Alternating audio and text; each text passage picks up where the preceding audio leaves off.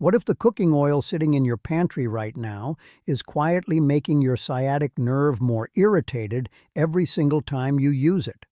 That might sound dramatic, but stick with me for the next few minutes, because what I'm about to share isn't about fear, it's about understanding your own body a little better so you can make small, smart swaps that actually make a difference. Welcome back to Prime Health Lab, the channel where we break down health and wellness in a way that's simple, practical, and made specifically for you, for the seniors and active adults who want to feel strong, clear-headed, and comfortable in their own body again without relying on complicated routines or confusing science.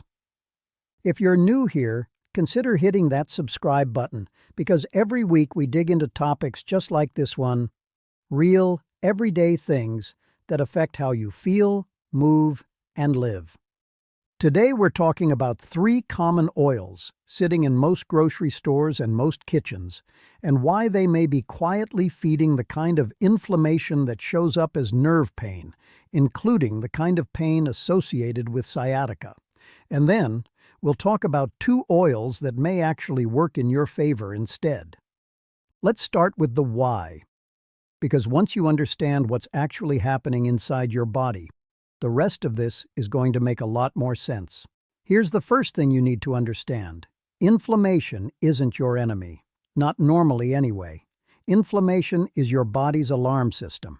If you twist your ankle, inflammation rushes to the area, swells things up, and helps things heal. That's a good thing. It's short-term, it's targeted, and it turns off once the job is done. But here's where it gets tricky. Some of what we eat, day after day, year after year, can keep that alarm system humming in the background, not loud enough to notice right away, but persistent enough to slowly change how your nerves behave over time. Think of it less like a fire alarm going off once, and more like a smoke detector with a low battery, beeping every few minutes in another room. You get used to the sound. You stop noticing it, but it's still there, still active, still affecting the environment around it. Now, where do oils come into this? It largely comes down to something called fatty acids, specifically the balance between omega-6 and omega-3 fats. Both are essential. Your body needs both. But here's the catch. Omega-6 fats, when there's too much of them relative to omega-3, tend to nudge your body's chemistry toward producing more inflammatory signals. Omega-3 fats tend to do the opposite. They help calm those signals down. The problem isn't that omega-6 is bad. It's that the typical Western diet, and a lot of the most common grocery store oils, are loaded almost exclusively with omega-6, with very little omega-3 to balance it out. Decades ago, our ancestors ate these fats in a much more even ratio. Today, in many diets, that ratio is wildly skewed, sometimes 15 or even 20 times more omega-6 than omega-3. So what does this have to do with your sciatic nerve specifically? Your sciatic nerve is the longest nerve in your body. It runs from your lower back, through your hip, and all the way down your leg. Nerves like this are surrounded by tissue that can become more sensitive and more reactive when there's ongoing low-level inflammation nearby. For some people, especially those who already have some pressure on that nerve, whether from disc changes, muscle tightness, or simply years of wear and tear, that background inflammation can be the difference between a nerve that stays quiet and one that flares up with pain, tingling, or that frustrating burning sensation down the leg. To be clear, and this matters, oils alone don't cause sciatica. Sciatica usually starts with some kind of physical pressure or irritation on the nerve itself. But diet, and specifically the oils most of us cook with every day, can absolutely influence how inflamed your body's tissues are overall, which can affect how sensitive that nerve feels and how easily it gets irritated. Think of it this way. The oil isn't the spark, but it might be the kindling that makes the fire easier to start and harder to put out. That's the foundation.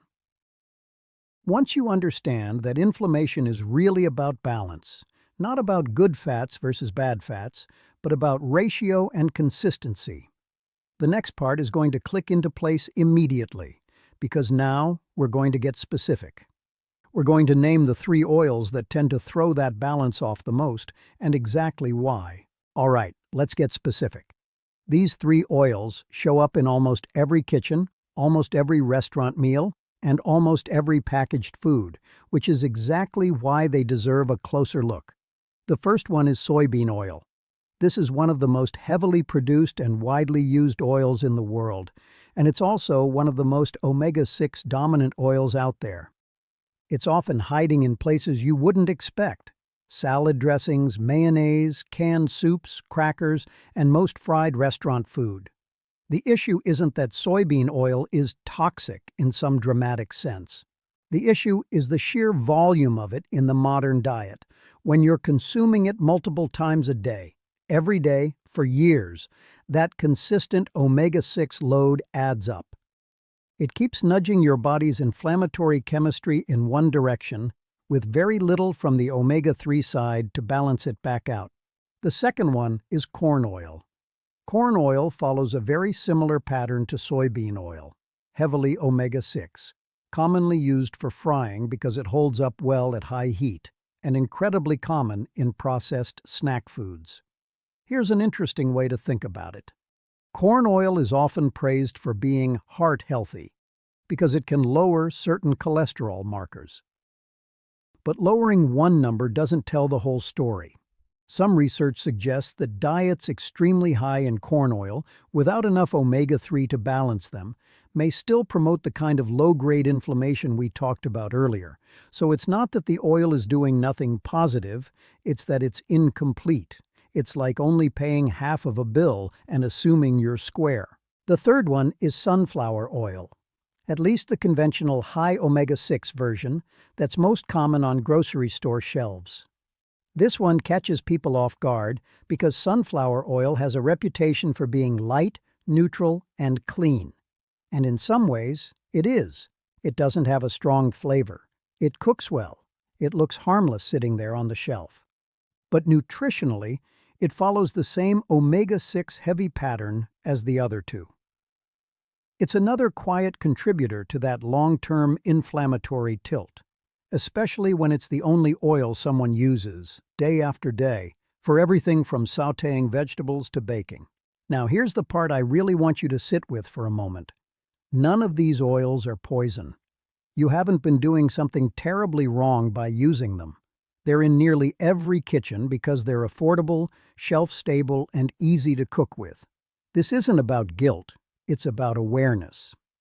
Most of us were simply never taught about the omega-6 to omega-3 balance, so we never had a reason to think twice about which oil we reached for.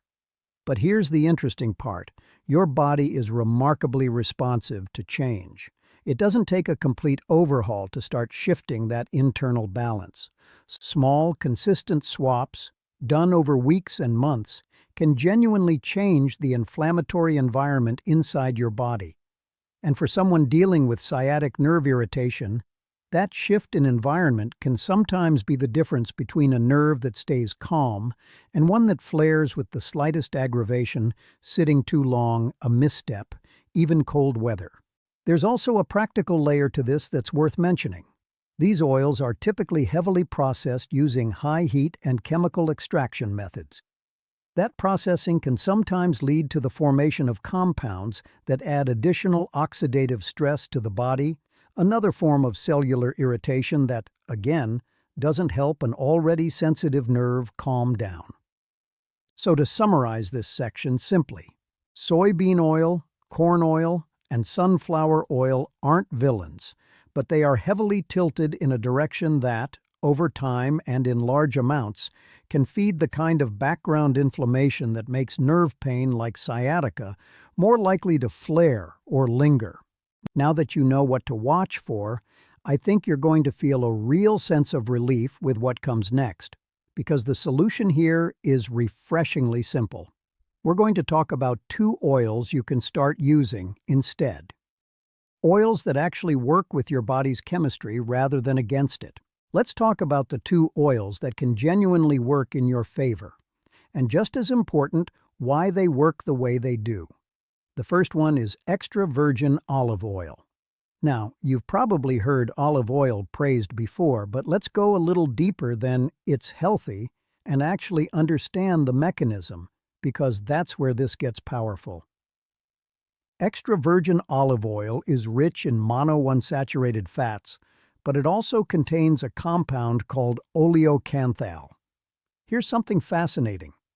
Oleocanthal has been studied for its ability to work in a way that's chemically similar to certain anti-inflammatory medications, just in a much gentler food-based form. It doesn't replace medication, and I want to be clear about that, but it does show real anti-inflammatory activity in the body. Think of your body's inflammatory response like a thermostat. Soybean, corn, and sunflower oil tend to push that thermostat up, little by little, meal by meal. Extra virgin olive oil, used consistently, gently nudges that thermostat back down. It's not instant, it's not dramatic, but over weeks and months of regular use, drizzled on vegetables, used in salad dressings, even gently warmed for light sautéing, it becomes part of a different internal pattern, one that's calmer, less reactive, and more balanced. One quick but important detail: the extra virgin part actually matters here. That label means the oil is less processed and retains more of those beneficial compounds. Highly refined olive oils, the lighter colored ones often labeled simply olive oil, go through more processing and lose a good portion of those protective compounds. So when you're shopping, that label is worth paying attention to. The second oil worth bringing into your kitchen is avocado oil. This one deserves attention for a couple of reasons. First, like olive oil, it's rich in monounsaturated fat, which supports that same calming effect on inflammation. But avocado oil also brings something practical to the table. It has a high smoke point, meaning it holds up well under higher cooking temperatures without breaking down the way some other oils do. This matters more than people realize, because when oils are heated past their stability point, they can form compounds that actually increase oxidative stress in the body, working against you in the very moment you thought you were cooking a healthy meal. So, here's a simple practical way to think about this. Use extra virgin olive oil for things like dressings, drizzling, and lower heat cooking, where you want to preserve those delicate, beneficial compounds. Use avocado oil when you need higher heat, searing, roasting, or pan frying, so you get a stable fat that won't break down and work against you. Now, I want to gently set expectations here, because I always want to be honest with you. Switching your cooking oil is not going to erase sciatic nerve pain overnight, and it's not a standalone cure. Sciatica often involves a physical component, pressure on the nerve itself, that diet alone doesn't resolve. But what this swap can do is lower the overall inflammatory backdrop in your body, which can make that nerve less reactive, less easily aggravated, and potentially more comfortable as you work on the other pieces too, like movement, posture, and stretching. Here's the most encouraging part of all of this. You don't need to throw anything out today in a panic, and you don't need a complicated overhaul. The next time your current oil runs low, simply replace it with one of these two instead. That's it. That one small decision, repeated meal after meal, is exactly the kind of consistent, quiet action that adds up to a real shift in how your body feels over time. Small changes, sustained patiently, are often more powerful than dramatic ones that don't last. Your body is always listening to the choices you make, even the small ones, like which oil you reach for in your kitchen. You don't need to change everything today. Just start with one swap. The next bottle you buy, make it olive oil or avocado oil instead. Give it a few weeks, stay consistent, and pay attention to how your body responds. If this helped you see things a little differently, subscribe to Prime Health Lab. We'll keep bringing you simple, honest tools to help you feel stronger and steadier, one small step at a time. Prime Health Lab is dedicated to men's internal health. Don't forget to like